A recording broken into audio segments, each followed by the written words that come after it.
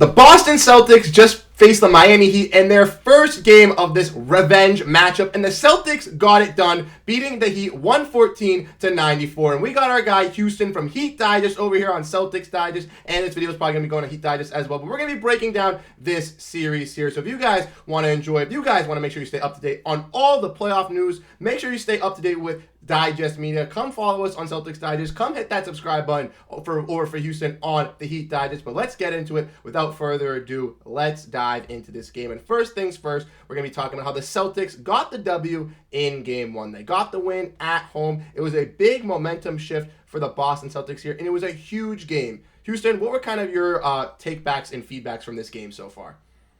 Overall, not just focusing on the Miami Heat, it was a hectic game to say the least. It felt like you guys didn't know you could shoot anything within the 3-point line, at least to start this game, as you guys were just letting everything go from behind the 3-point line. And again, if it works for you guys, and it did, as you guys were breaking down our zone, especially early on in that first and second quarter and getting those open 3-point shots, it's going to be interesting. Kristaps Porzingis, I believe, might be your most valuable player in this series, but we'll break that down just in a bit. No, I totally agree with you, Houston. That guy, Kristaps Porzingis, is a key difference maker. In my live stream, I was screaming. Like, that's the piece that's helped the Celtics be able to come over the Heat, because that's been one of the main problems with the Celtics. Bam Adebayo is a fantastic defender, and he can play a little bit of like a free safety defender. He can go guard the bigs. Yeah. He can go guard the guards. He can guard anywhere. One of like former Defensive Player of the Year, very, very great defender. And he was able to, adding Kristaps Porzingis kind of takes away that flexibility using Bam Adebayo, kind of putting him on more Kristaps Porzingis.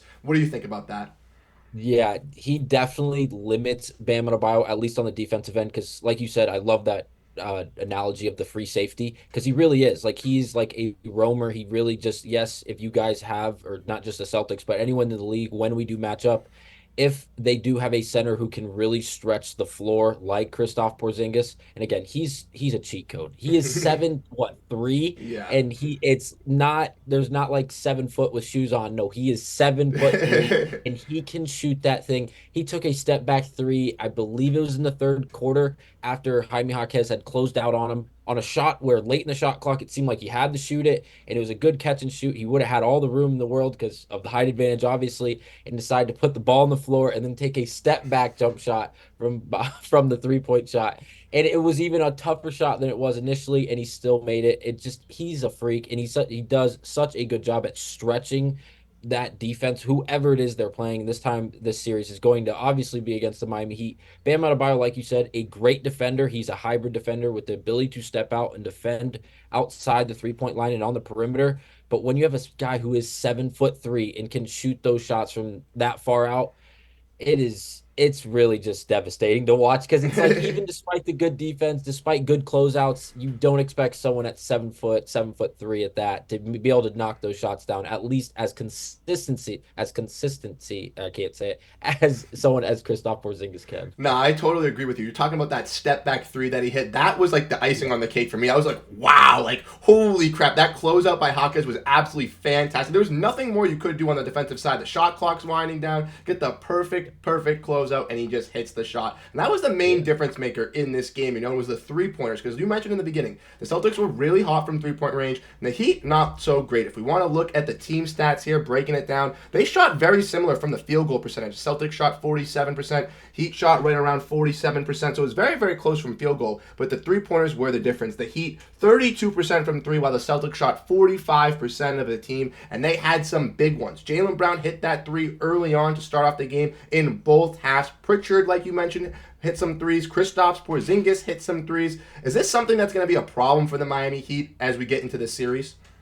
So we kind of talked about this right before we clicked record, but like you just said, the Boston Celtics had a team effort from 3. And the start, even to break it down by quarter, yes, you said they shot almost 50 threes, 49 of them. They made 22 of them, just a ridiculous clip. But in the first quarter, like the first quarter alone, you guys had 18 threes attempted. Yes, that is that has to be the definition of living and dying by the three. But for you guys were totally fine as you guys jumped out to a 14-0 start to start this game. Not a great start from the Miami Heat. It didn't like help that Tyler Hero started 1 from 8 from the field. It wasn't a great performance overall, especially from the 3-point line for the Miami Heat. And we are a team that really and truly lives by that. It lives and dies by that 3-point shot. Unlike you guys, you have the ability to get in those half court sets and really be comfortable and not have to hit a 3-point shot and really rely on that. People like Tatum, people like Brown, obviously Kristaps Porzingis, even players like Al Horford with the ability to cut to the basket and make easy layups and set up the offense and really make things easier for you guys. It's just tonight you guys seem like, or this afternoon, you guys chose to live a 3-point shot and you really made the difference. It really did because obviously twos or threes are going to outscore those twos, especially by the Miami Heat who couldn't hit a 3-point shot to even waver you guys on the other end. So is it going to be a problem? Yes, but again, this Miami Heat team does love that 3-point shot. I wouldn't doubt if they came out and were a lot more aggressive and behind the 3-point line just to think they want to stay like at least at a running pace with these Boston Celtics, because we know we're not going to be able to blow them out in a sense, especially without Terry Rozier or Jimmy Butler.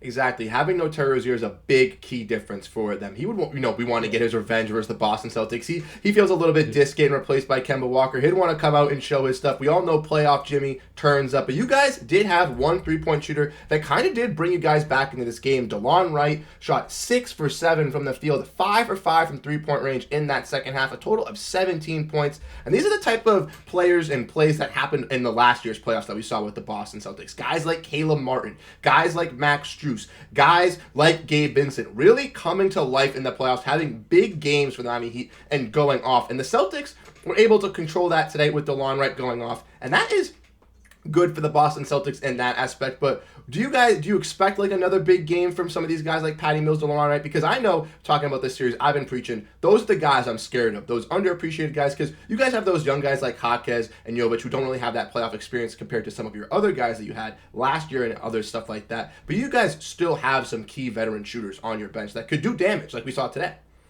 Yeah, and it's year after year with this Miami Heat team. Yes, we have those star players. Yes, we have Jimmy Butler. Yes, we have Bam Adebayo, Tyler Hero, who has been streaky, but when he's on, we know that he can simply be dominant. Yes, we know. But it's those role players that really push the needle for this Miami Heat team year in and year out. And this year cannot be any different as, again, we've already talked about it. Rozier not being here. Jimmy Butler obviously not being here, probably not going to be here for the rest of the season. Terry Rozier, obviously, we don't have any more updates after today's game. We don't know if he'll be playing on Tuesday when these game two and these two teams meet once again in Boston. But again, yes, DeLon Wright, Patty Mills, these Duncan Robinson really needs to get things going. Like these guys coming off the bench, the 7th, 8th, and 9th guys, and especially players like Kevin Love. And again, Kevin Love has been doing the thing, especially as of late, ever coming back from his injury, and he is phenomenal. Today, obviously, he wasn't as dominant as he was against the Chicago Bulls a few nights ago, but again, he plays such a significant role coming off the bench and not only playing in the sense of filling the minutes for Bam Adebayo, who is obviously our 1A or 1B player on this team, especially offensively, but just coming in and filling those minutes and being productive, not being an all-star, not being the best player on the court, but just filling the minutes and being productive and not just being a body out there. Like they are playing basketball, they're playing effectively, they're playing hard, and it gets results, and it really does. And when it all comes together and we have a group effort like you guys did today for Boston, we could really give you guys a run. I genuinely think that. And I think the 3-point shot would go with that in the sense like DeLon Wright gets things going. Obviously, it all came. It felt like way too late in that fourth quarter. But again, if we can get DeLon Wright, if we can get Patty Mills, we can get Duncan Robinson and all these, and Jaime Jaquez Jr., and we can just get a few extra shots going and it not all putting all the pressure on Bam Adebayo and Tyler Hero, who just can't do it all by themselves, obviously. I feel like those 3-point shots will start to fall and the role players will look better and better as the offense overall will just look better. Like you mentioned, the 3-point ball was not great for the Heat. I was in my stream going like clank, clank, like because he just kept hitting off the front rim, you know what I mean, or back rim, and that's something where, like you mentioned, it's a big priority of your game. If you get down to it, you can match the Celtics in that 3-pointing battle. This is a close game. This is a 5-6 point game. This isn't no big 20-point blowout or 30-point lead that it was going into the third quarter, going into the fourth quarter, excuse me. But like you mentioned, Kevin Love was a guy that stepped up kind of for you big, hitting some shots alongside Bam Adebayo. You need him to be a tough scorer for the bench, for for the Heat, but the Celtics had that come through tonight with their guys.